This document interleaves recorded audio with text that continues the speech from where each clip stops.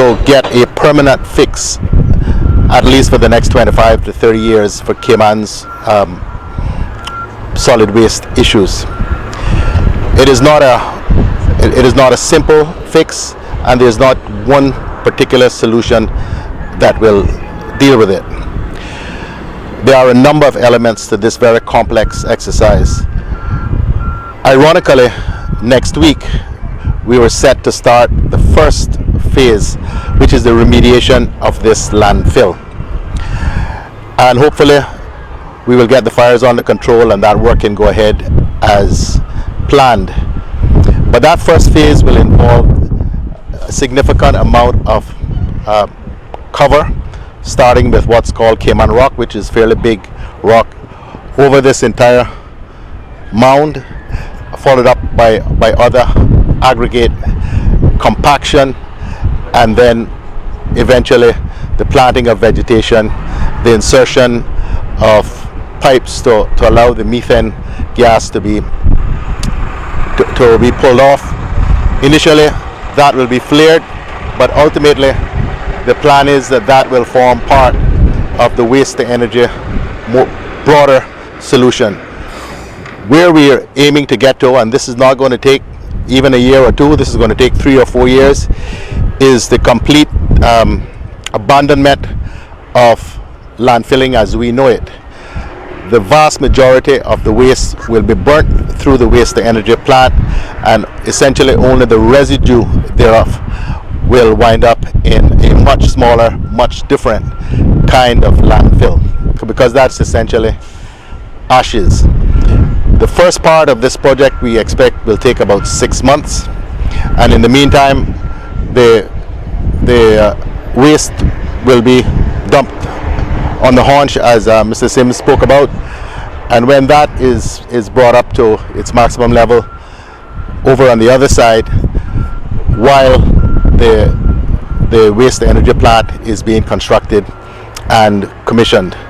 So we're still, before we get to a complete solution, if there's ever such a thing, we're still talking about 3 or 4 years. But the immediate concern, which has been a long-standing concern of landfills catching fire, should be resolved in 6 to 8 months.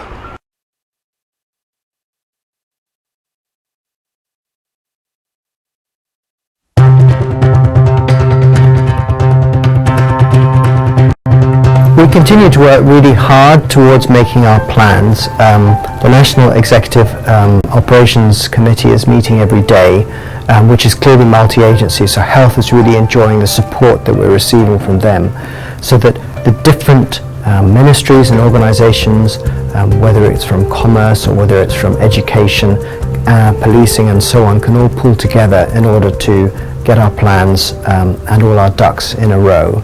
The piece of information that's additional today is that we're sending some samples to CARFA for testing. There are 5 samples that are being sent.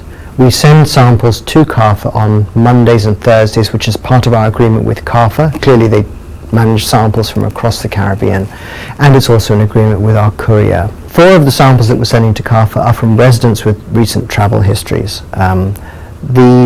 They have returned from travel and have developed some symptoms, so out of caution they've been in contact with the Public Health Department, who've asked them to stay in the confines of their own home, and they are complying with very well with the guidance that they're being given.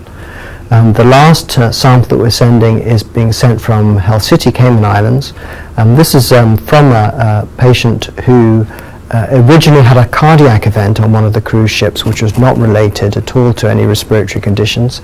I understand there was a pre-existing cardiac issue with this particular person, and he was getting a lot better, but in the course of the recovery he suffered some complications which are not unusual for this sort of condition, so it's really out of a lot of caution that we're sending this sample to CARFA. We will wait for those results to come back. They tend to take between 5 and 7 days to come back. But I think everybody needs to bear in mind that we will test our index of suspicion is much higher now, as particularly with travellers, because the numbers of countries around the world are growing day by day, as we know, and now in fact the majority of countries in the world have cases of COVID. So because of that, we will begin to send a lot more tests. If you look at the United Kingdom, for example, they've tested some 20,000 people. But of those 20,000 people, there are only around 200 that have been positive. So for every 100 tests that you're going to do, you're only going to come back with one positive. But we do not wish to make any mistakes. We wish to be on top of the situation. So we are being as cautious as we think is right in order to make sure that we detect anybody that might have COVID and that we contain it as well. We will probably get COVID in Cayman, I have to say. What we're trying to do is to slow the time that it arrives on the island.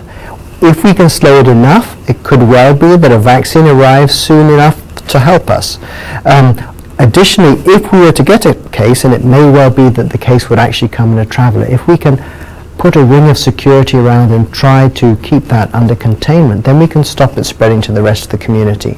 Even if there are one or two cases, what the public really needs to bear in mind is the more attention we can give to containing the situation, the better chance we have of slowing down the spread and preventing it from going around the country. And that is exactly what all the countries around the world have been doing. Some countries have been really quite effective at it. If you look at some countries which have got millions and millions of people, they've been able to effectively contain it and slow it an awful lot. So that's what we want to do. It's countries that have been caught off guard, like obviously China and then Italy, when they didn't know they had a case, when it spread. So we need to be exceedingly cautious so that we can contain anything that should pop up. Your first line of defense is you. But obviously if you're a more vulnerable individual and maybe you're dependent on others, then you have to rely on those around you. So those are those two different categories. But it's, in some ways, if someone is more restricted to their home, it's a little bit easier to keep them safe, because you know that the moment you enter the house, the moment you go and have anything to do with that person, wash your hands, keep yourself clean so that you don't give it to the loved one or the person that you're looking after. As far as somebody who's more mobile, who may have a pre-existing cardiovascular disease or a respiratory complaint or cancer, or some of the other things that we know might predispose you to be more symptomatic with COVID, you need to take extra precaution. Keep that 3 foot and 6 foot away from the next person. Avoid totally people with respiratory symptoms, and keep your hands clean at all times. Wash them with soap and water if you don't have access to that. Then with hand sanitizer. They're really important things in order to protect yourself. The advice actually that's coming about looking after yourself with regards concerns about COVID is probably to try and withdraw a little bit from a lot of the information we get flooded with and only go to the trusted sources. Because if you receive if you're bombarded with information all the time, especially if some of it is alarmist or might give you cause for concern and wind you up a little bit, you're actually not helping yourself to try to be calm and try to remember the things we need to do to look after each other. So actually, for your own mental health, looking a little bit less at social media and looking at the trusted resources, things like Government Information Service, but also if you have access to the web, hsa.ky/coronavirus, or equally gov.ky/coronavirus.